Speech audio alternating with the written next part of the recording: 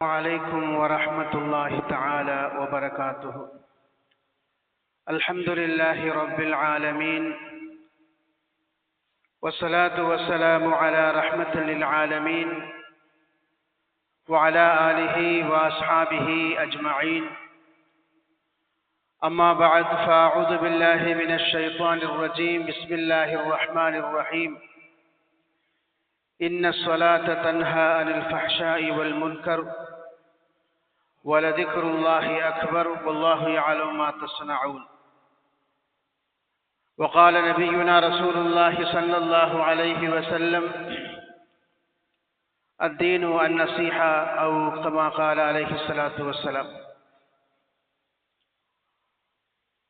அளவற்ற அருளாளனும் நிகரற்ற அன்புடையவனுமாகிய எல்லாம் வல்ல அல்லாஹு ஜல்ல சுப்ஹானஹு வ தஆலா ஒருவனுக்கு எல்லா புகழும் உரித்தாகுக.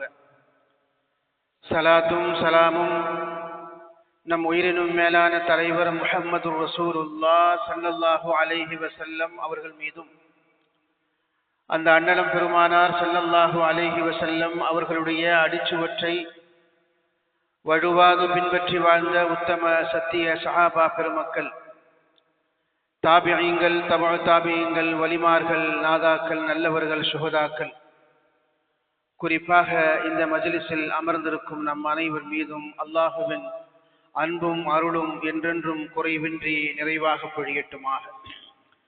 நாமெல்லாம் மரணிக்கும் நேரத்தில் அஷ்ஹது அன் லா இலாஹ இல்லல்லாஹ் வ அஷ்ஹது அன்ன முஹம்மதன் அப்துஹு வ ரசூலுஹு என்ற திருக்கலிமாவை உதட்டளவில் அல்ல உள்ளத்தால் மொழிந்து மரணிக்கும் நசீபை அல்லாஹ் நம் அனைவருக்கும் தந்தருள் பாலிப்பானாக.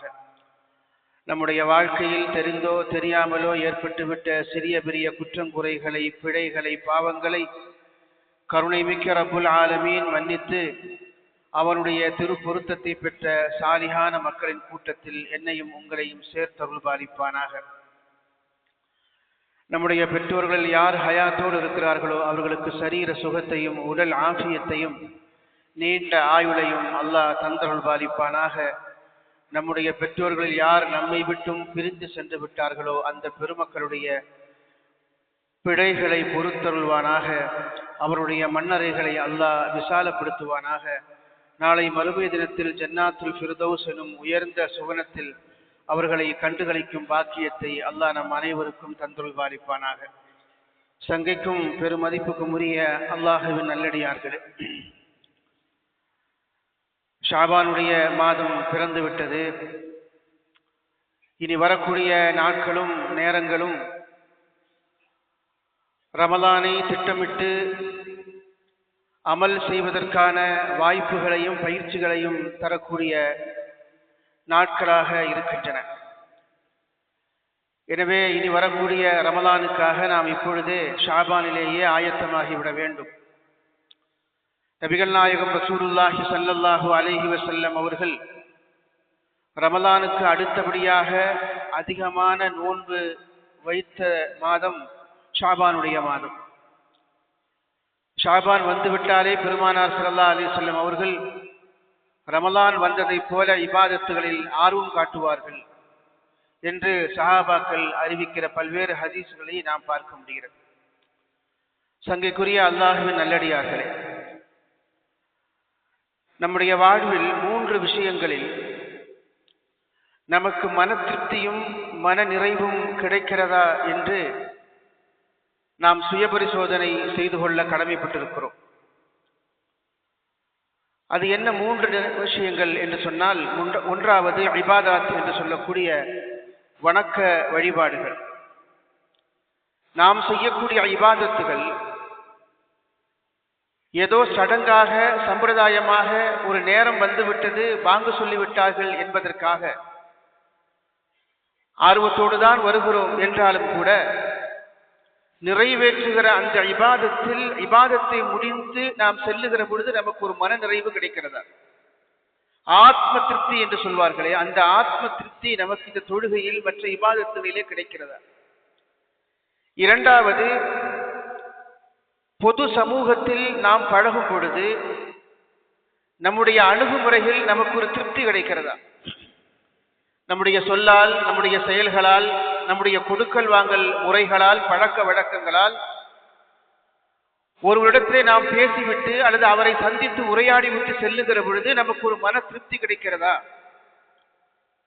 மூன்றாவதாக, ஒவ்வொரு மனிதனும்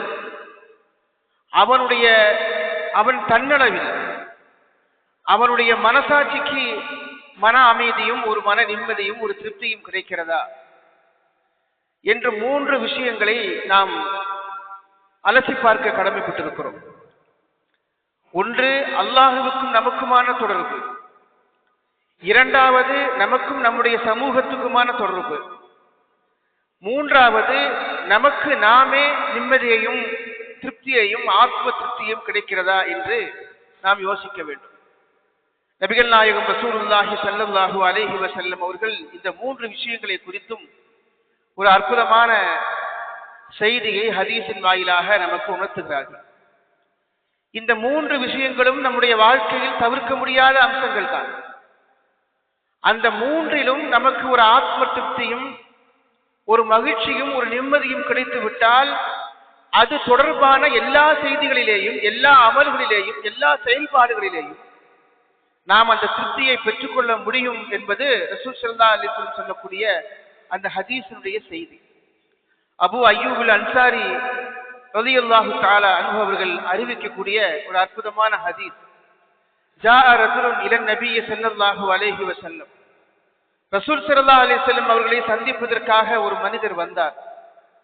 ஃபகால உஇத்னி வஅவுஜிஸ், ஃபகால யா ரசூலுல்லாஹ், நீங்கள் எனக்கு வசியத் செய்யுங்கள், எனக்கு அட்வைஸ் தாருங்கள், நான் அதை வைத்து என் வாழ்க்கையை கட்டுக்கோப்பாக அமைத்துக் கொள்ள வேண்டும், என்னுடைய வாழ்க்கை நான் ஒழுங்காக பெர்ஃபெக்டாக நான் அமைத்துக் கொள்ள வேண்டும், அப்படிப்பட்ட உபதேசத்தை நீங்கள் எனக்கு சொல்லுங்கள் என்று பெருமானார் ஸல்லல்லாஹு அலைஹி வஸல்லம் இடத்திலே கேட்டார்.